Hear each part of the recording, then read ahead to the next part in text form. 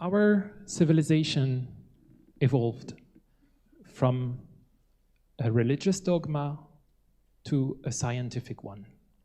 Metaphorically speaking, it evolved from childhood to teenage. Can we imagine a civilization, adult civilization, that embraces these two paradigms into a more harmonious ecosystem and dialogue between science and spirituality?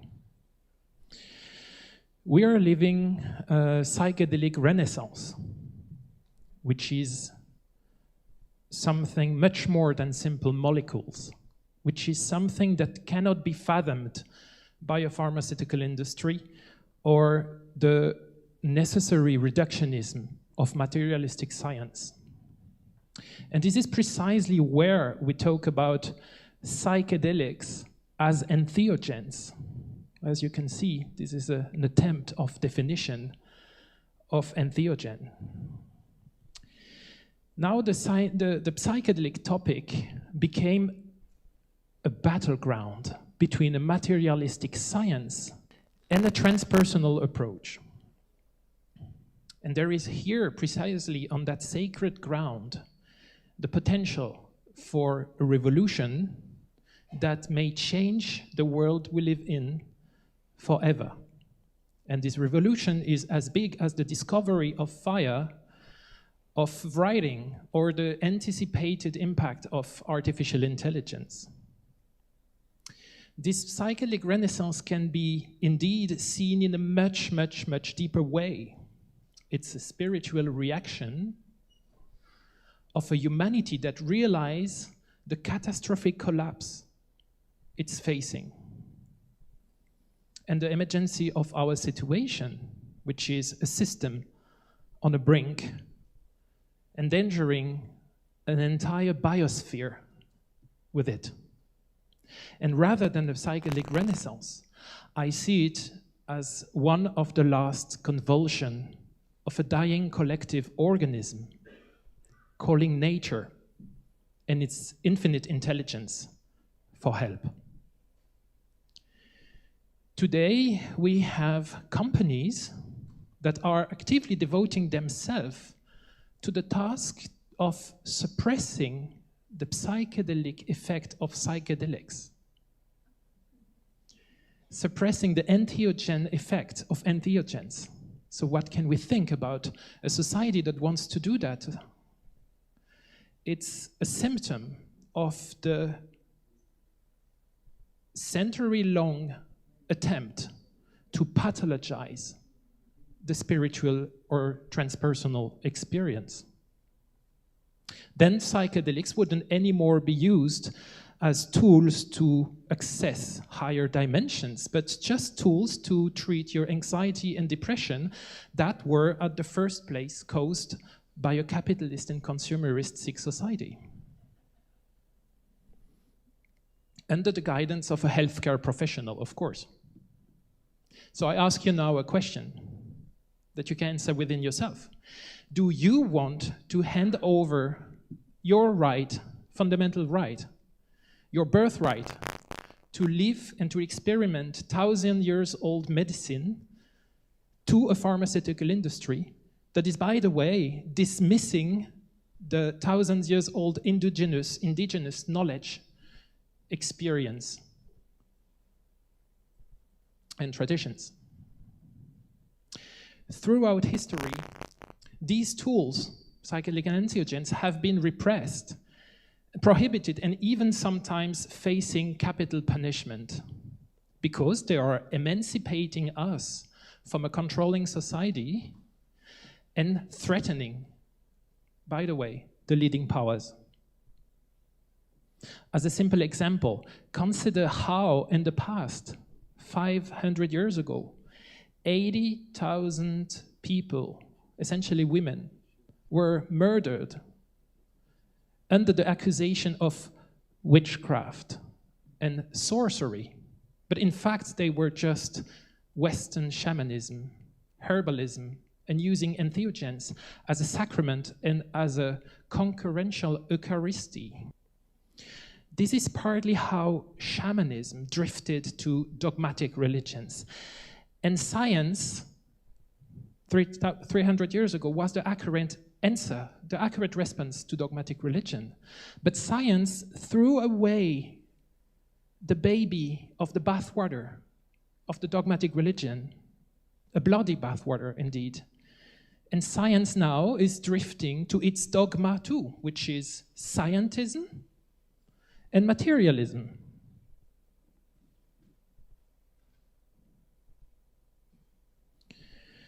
So scientism is the belief that science is the only valid method of acquiring knowledge and that can explain all phenomena. It's a reductionism. It's a collective neurosis that comes from a collective trauma, our attempt as a collectivity to conform, to explain, to bring more and more uniformity.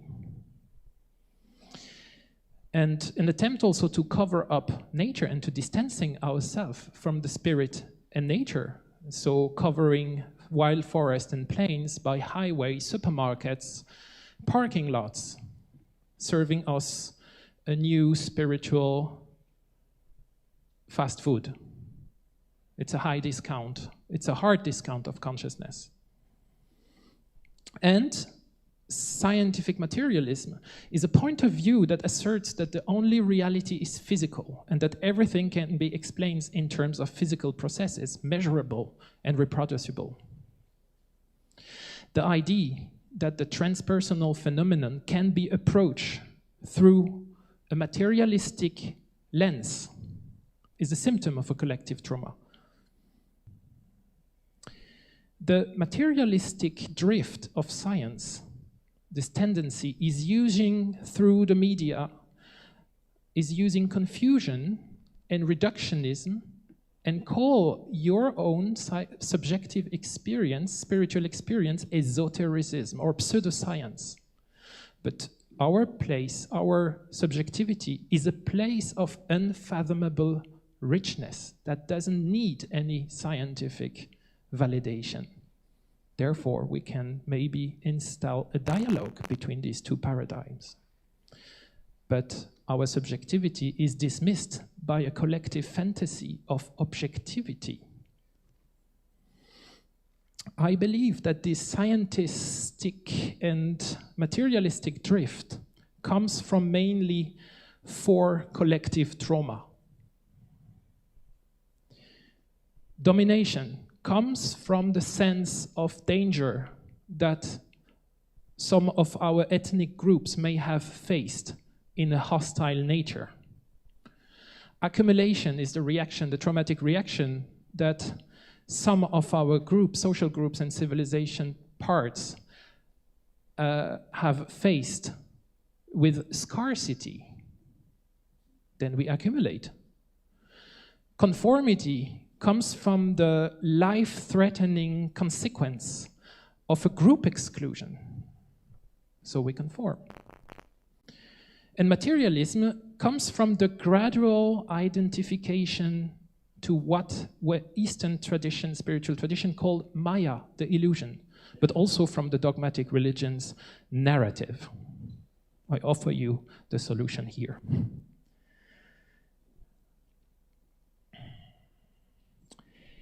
It is these precise traumatic reactions that is leading humanity and the entire biosphere towards a wall to an exponential speed. And the capitalist society asks us, by lowering the temperature of a washing machine, to modulate the millimeter of the angle with which we're going to hit the wall at full speed. There is no question if our civilization will hit the wall or not. We will. Smile and trust the process. This wall, as a death of a certain form of civilization, can be metaphorized as our own death.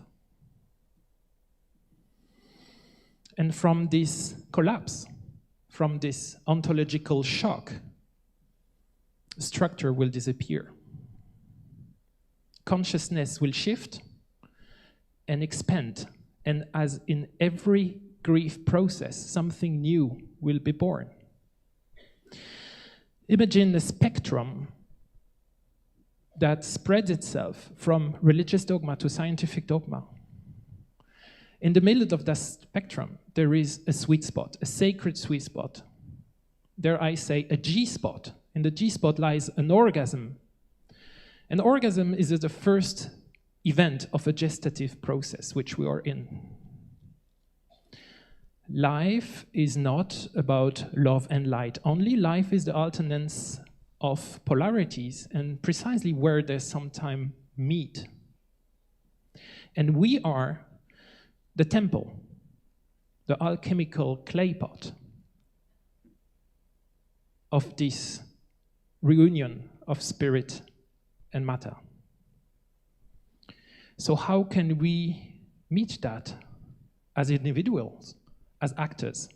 How can we unite these opposite polarities? And these polarities are observable through menstrual cycles, day and night cycles, seasons, the tides, the waves, everything in nature is submitted to these polarities and cycles. So I propose here an experiment, collective experiment, which require, of course, your consent. Be careful, because the consent always comes with responsibility. You almost all have a neighbor in this room. If you don't, find one.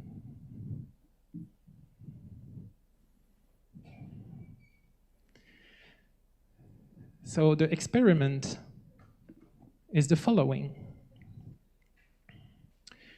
I propose you to, so by the way, it's better if you don't know your neighbor. I propose you to take the hand of a neighbor. For those who dare to do it, as my favorite author said, Terence McKenna said, this is where the pedal touches the metal. This is where the rubber meets the road. Now, pay attention. How do you feel by doing this gesture, this connection with a fellow human being that maybe you don't know? Am I afraid? Am I ashamed? Am I discomfort? Don't be afraid. I'm gonna deepen the experiment by simple words. Pay attention to your chest and your belly, to what is happening now. What happens if I tell you, if you put consciousness on the fact that what you're experimenting now is just love?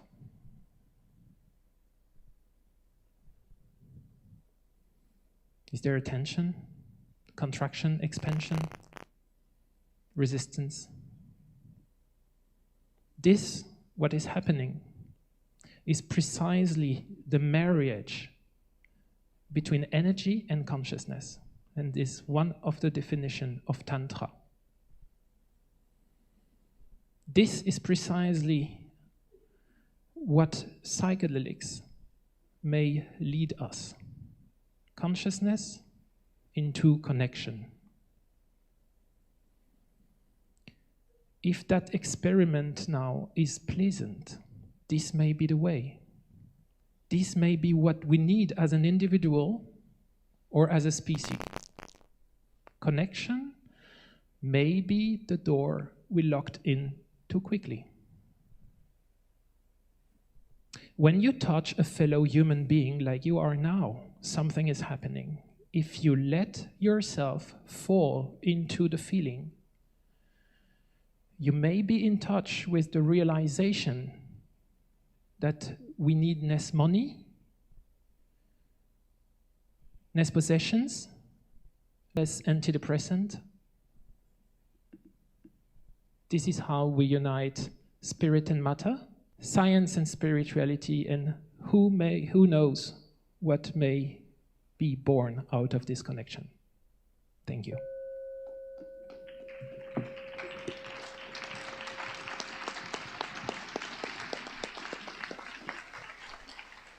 Thank you, Stephan Schillinger.